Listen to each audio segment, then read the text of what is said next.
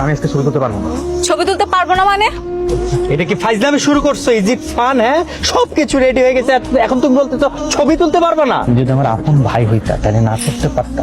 এই কোম্পানি আমার একার কোম্পানি না, এটা তোমার নিজেরও কোম্পানি। কি এখন কেমন লাগছে? শেষ পর্যন্ত এক্স গার্লফ্রেন্ডের বিয়ে উপলক্ষে ফটোশুট করতে হচ্ছে। বাই দ্য ওয়ে, বিয়েটা কিন্তু আজকে না, কালকে হচ্ছে। তো এইসব কথা আমাকে বলছো কেন? তোমাকে বলবো না তাহলে কাকে বলবো? আমার এক্স বয়ফ্রেন্ড বলে কথা। কিভাবে পোজ দিয়ে ছবি তুলবো সেটা বলবেন না? কেমন ফটোগ্রাফার আপনি? তুমি একটা কাজ করো, আমার কোমরে হাত দিয়ে ছবি তুলো। এইভাবে ছবি ভালো উঠবে না, আপনারা পোস্ট চেঞ্জ করে আমি এই পোজে ছবি তুলতে পারবো না। আমাদের ইচ্ছে আমরা এভাবে ছবি তুলছি, আপনি কিছু ছবি তুলুন। আচ্ছা আমরা কি হাসবো নাকি এভাবেই ঠিক আছে? আপনাদের যা ইচ্ছা আপনারা তাই। আমার দিকে তাকিয়ে হাসো, চোখে চোখ রেখে। কি ছবি তুলেছেন এগুলো? একটা ছবিও ভালো হয়নি। ছবি তোলার সময় মনোযোগ কই থাকে? মনোযোগ দিয়ে ছবি তুলতে পারেন না? দেখি দেখি হাসো। বাবা কি এই মেয়েটার ছবি তো ভালো ওঠে কিভাবে? এই মেয়েটা সুন্দর না ক্যামেরাটা সুন্দর, কোনটা? তুলো তো। মানে তুমি দেখো একটা ছবিও সুন্দর হয়নি, তুমি তুলেছো তাই তোমার কাছে সুন্দর লাগছে। কি ব্যাপার? কি সমস্যা তোমার? তুমি এরকম করতেছো কেন? সমস্যা মানে কি এমন করছি আমি? এরকম মুড অফ করে আছো কেন? আমরা এখানে কাপল ফটোশুট করতে আসছি, এমন ভাবে ছবি তুলতেছো যেন মরা বাড়ির ছবি তুলতে আসছো। হাসতে পারো না তুমি? না আমি হাসতে পারি না, এখানে আমার ছবি তোলা হচ্ছে না যে আমাকে হাসতেই হবে। ও হ্যাঁ, হাসবে কি করে? তোমার তো কষ্ট লাগতেছে তাই না? আমার কষ্ট লাগবে কেন?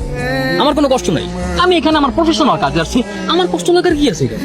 এক্স গার্লফ্রেন্ডের বিয়ে ঠিক হয়ে গেছে, সে আরেকজনের সাথে ছবি তুলতেছে, তোমার তো কষ্ট লাগবে। এতই যখন কষ্ট লাগতেছে তাহলে ব্রেকআপ কেন করছি? মাইমা প্লিজ এখান থেকে যাও, শান্তি মতো নাস্তাটা করতে দাও। এই এই কি হচ্ছে সব? আপনারা পোস্ট চেঞ্জ করেন, আমি এই ধরনের অশ্লীল ছবি তুলতে পারবো না। আশ্চর্য, আমার বউয়ের সাথে আমি কিভাবে ছবি তুলবো সেটা কি আমি তোমাকে জিজ্ঞেস করবো? তুমি আমাকে এই কথা বলার কে? বউ মানে? আপনাদের কি এখনো বিয়ে হয়েছে যে এইভাবে ছবি তুলবেন? বিয়ের আগে এইভাবে ছবি তোলা যাবে না।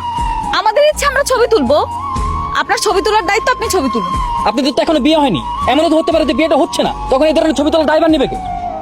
কি অলক্ষণে কথা বলে? মানে এই তুমি না ফটোগ্রাফার প্রফেশনাল, তুমি যে কাজটা করতে আসছো সেই কাজটা করো, উল্টাপাল্টা কোনো কথা বলো না, ঠিক আছে? ভাই আমি বললাম তো আমি এই ধরনের ছবি তুলতে পারবো না, প্লিজ। আপনাকেই ছবি তুলতে হবে, তাড়াতাড়ি আমাদের ছবি তুলুন। দরকার পড়লে আমাদের বাসর ঘরের ছবি আপনাকে দিয়ে তুলাম। আমি কাজ করি ঠিক আছে, তার মানে এই না আমাকে যা বলা হবে আমি তাই শুনি, তাই করো।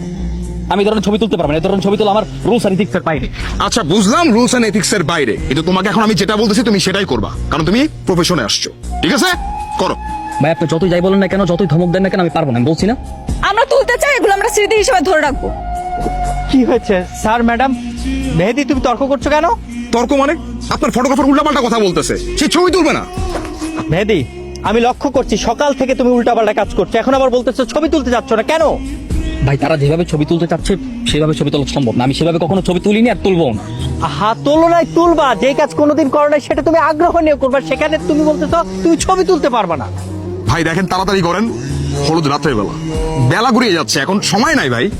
বোঝান আপনার ফটোগ্রাফারকে, এখানে শেষ করে আমাদের হলুদের প্রস্তুতি নিতে হবে।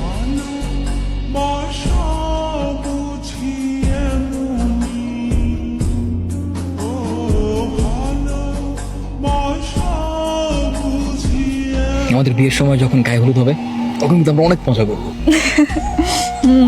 আমি হলুদ রঙের শাড়ি পরবো, সবাই আমাকে হলুদ মেখে দিবে, কত মজা হবে।